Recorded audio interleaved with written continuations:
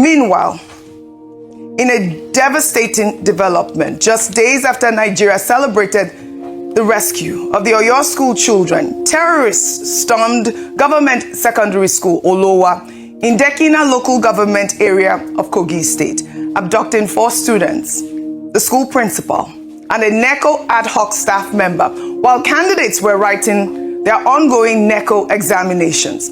Former Vice President Atiku Abubakar has already responded, declaring the Kogi school attack shows the federal government has failed to protect Nigerian children. Security forces, however, have launched a bushcombing rescue operation, and 1 student has already been rescued. The Oyo rescue was celebrated just days ago, and now another school has been attacked during exams.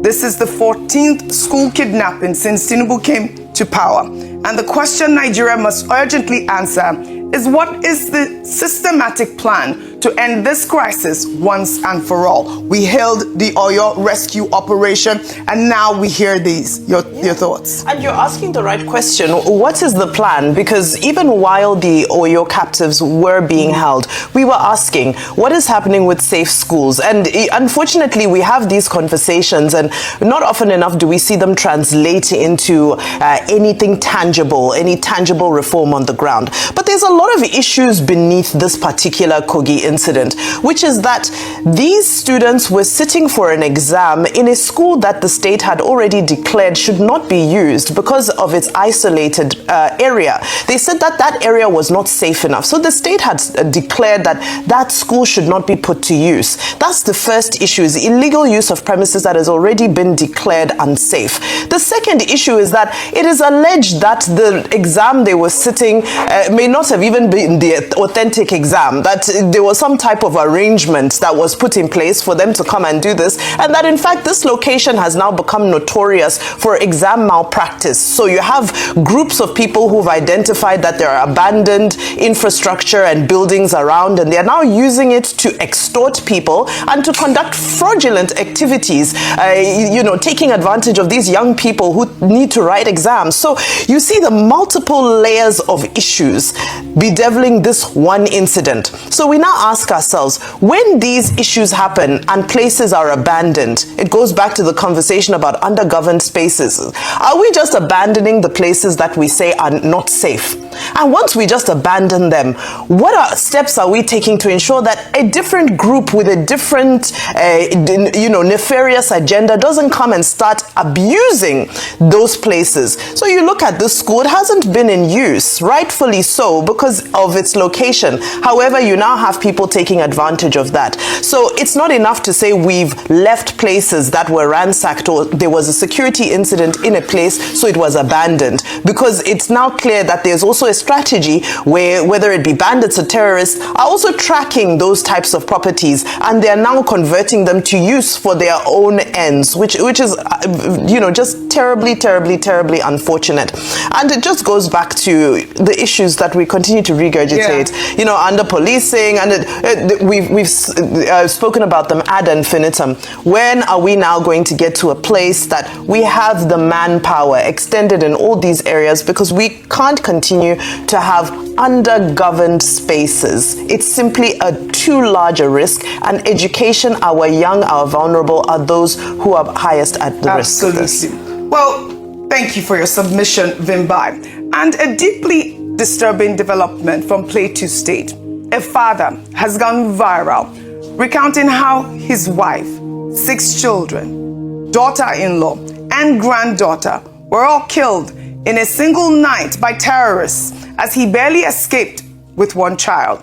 In a clip making the rounds on social media, the man tells the tale of how he barely managed to escape with the child when terrorists arrived at their doorstep last Sunday evening. But the story that set Nigerians truly on fire is the separate video showing a resident alleging that soldiers stationed just 2 kilometers away were unable to respond to the attack because their trucks had no fuel. Let's take a look. The military were never in charge of the situation here.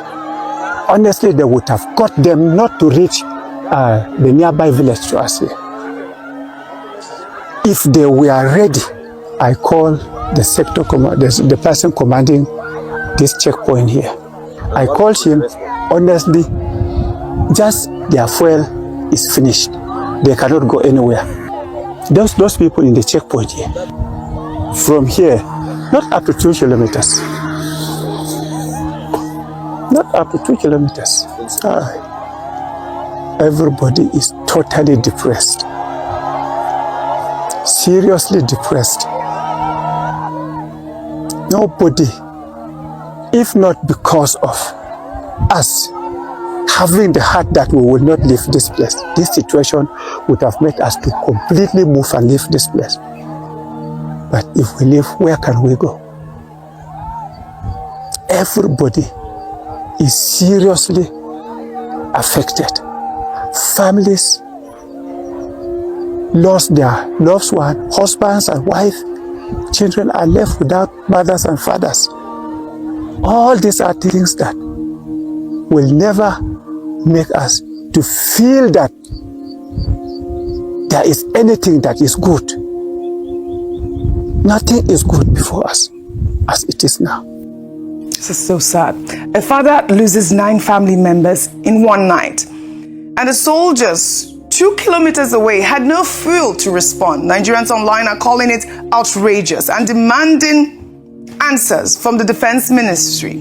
If this fuel shortage allegation is accurate, it represents a catastrophic failure of military logistics, and the blood of those 9 souls demand accountability. Plateau is bleeding, Dr. Abati. This is so unfortunate. May their souls rest in peace. Your thoughts? Well, it is tragic. It is also outrageous, as the people have pointed out, and the people who have expressed their outrage, they are in order to do so.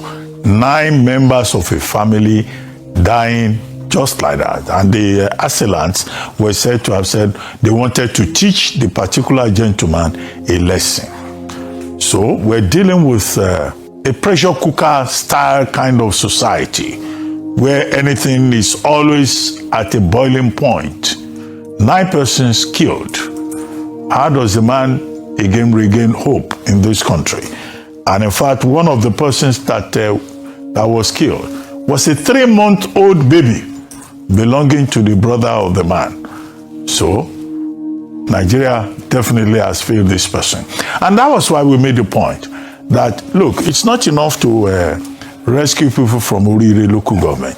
That in fact, the Orire local government area incident itself is a reminder for the government of Nigeria to realize that the battle against violence, against conflict, has not yet come to an end, and that there is a lot more to do, and there is a lot more people to be rescued and to be protected in various parts of the country. And that was why when you say, oh, Senator Bamidele says for state police there will be first line charge. No, the issue is even far more complex than funding. It is also about tradition, about attitudes. Now the agency involved that did not respond is called Operation Enduring Peace, STF, Operation Enduring Peace in Plateau State. Now that operation is not providing any enduring peace. It's a very negligent operation, and that should be investigated. They said they had no fuel in their vehicles. But after the terrorists, the assailants, the murderers had left, they suddenly showed up in the same vehicles. Where did they get the fuel from? So that's why I say, it's a very complex situation, dealing with accountability, abdication of responsibility. And I think that this particular incident should be investigated by the relevant authorities. Who is in charge of Operation Safe Endurance? Who is in charge of fuel, logistics? Who is that officer who said that they had no fuel? But fuel came like manna from heaven after the murderers had made good their escape. Really. So this is what makes the situation so embarrassing, devastating, and so offensive. Absolutely. And so much of a reminder that government still needs to do a lot more. They need to do a lot more. Again, may their souls rest in peace. I just would like to highlight this story for you to just chime in, Rufai. We have a devastating story out of Massachusetts. A Nigerian Catholic priest has died days after being ordered to return home to Nigeria, a country he had repeatedly said he feared going back to. Reverend Benjamin Okwi Madu has served as a hospital chaplain and parish priest on Cape Ann since 2021, with his religious worker visa due to expire on July 29th. Well, according to the Boston Globe, Madu's home diocese in Abakaliki had instructed him to return even sooner. And the Sunday before he died, a parishioner says he suffered a panic attack while driving to Mass. The Boston Archbishop later confirmed to fellow priests that Madu had taken his own life on July 2nd. May his soul rest in peace. Police say his death is under investigation, and this story is hitting hard with Nigerian diaspora and Catholic communities alike. I mean, we see this story about this priest, not basically saying not wanting to come to Nigeria. We don't know the circumstances surrounding his suicide, but, Nigerians are reacting, with outrage, saying even a priest doesn't want to return home. Your thoughts? If you're having suicidal thoughts, you can get help and look for any, suicide-related agencies and NGOs, that can talk to you. Your life is more important to us. But what are the problems? Why doesn't he want to come to Nigeria? Because there's a lot of killing. There's a lot of swallow. And that's why when somebody was saying yesterday, oh my God, that those are earning 60,000 naira here better than those living abroad. Is it with the level of killing? Is it with what is happening in Plateau? Oji, do you know that in that Plateau State, President Tinubu said after the killings that happened that he visited them? Anyway, he didn't visit them because he stayed in the airport and he was watching the time for them. What a way to empathize with people. And he left. He said nothing like that will happen again. Do you know how many people have been killed since then? A lot of people. So what do you want the priest to come back home for? You think a lot of people that leave the country is only because of financials? It's because of security. I know people that are well-to-do in this country have been kidnapped twice. The trauma alone, they've left the country. Yesterday I was saying something, Dr. Bati, that even dollar billionaires, most of them leave their time abroad.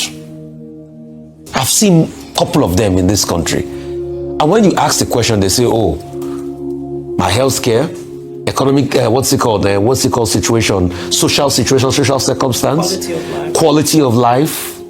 I mean, let's call a spade a spade. So I can imagine what went through this priest's mind. But suicide wasn't the solution. Christianity preaches about hope and everything.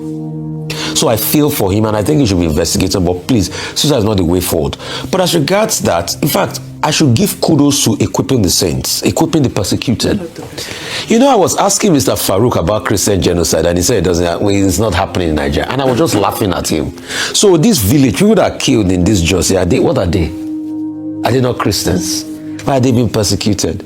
The military didn't respond. How would they respond, Oji? Let me read this very interesting story to you. Go ahead. 336.7 billion was budgeted for defense equipment. Only 16.7 billion, 4.9% was released. Specifically, the Nigerian Army received 4.9%. Yeah. Specifically, the Nigerian Army received just 1.46 billion, 7.11% of its 20.56 billion allocation for purchasing security equipment. So there's a case of underfunding. There's also a case of complicity. Complicity because why we say, oh, they are not giving enough money. How did they find their way to the venue after the incident has happened?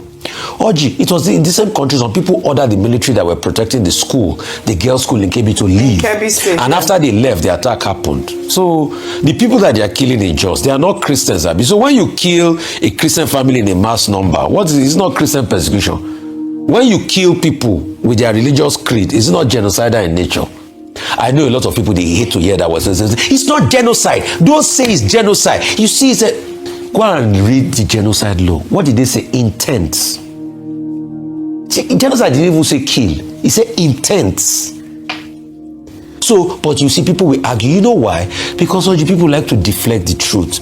And that's why we thank God for what is it called, like equipping the saints. Oji, if it's you and I, as journalists in Nigeria, that go there and interview those people, they say we are propaganda agents. All right. You saw how they tag Reverend Ezekiel, that Jomo. They tagged him all sorts of names. So you can't argue with evidence. What are they going to do about this? Yeah, Father Ezekiel actually recently lost family members. I saw that story trending. Yes, may their, my heart goes out to his family and to the families of those who have lost loved ones. May their souls rest in peace.